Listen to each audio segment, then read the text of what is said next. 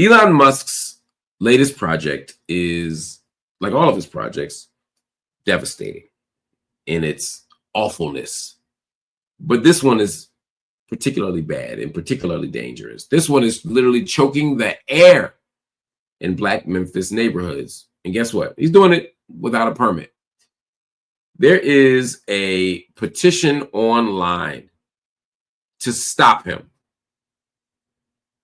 Muskie's, as I like to call him, his AI supercomputer facility is burning methane gas, which pumps toxic chemicals into South Memphis. Now, you already know South Memphis has cancer rates that are 4 times the national average.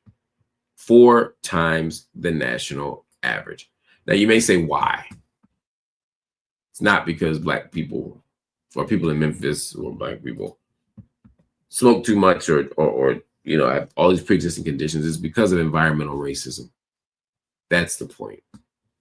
And the residents, they're fighting back. It starts with this petition. Look at this petition, y'all. I want y'all to see it because I think it's important to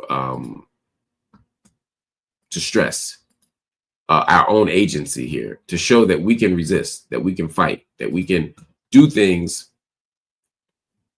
that matter in the world. And here you see on change.org a petition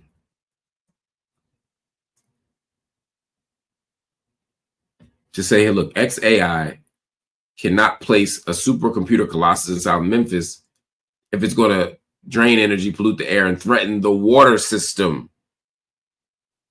They're saying that Musk violated Title V of the Clean Air Act with his gas turbines that have spread formaldehyde and other pollutants into the Memphis air, endangering a community with respiratory issues already 4 times greater.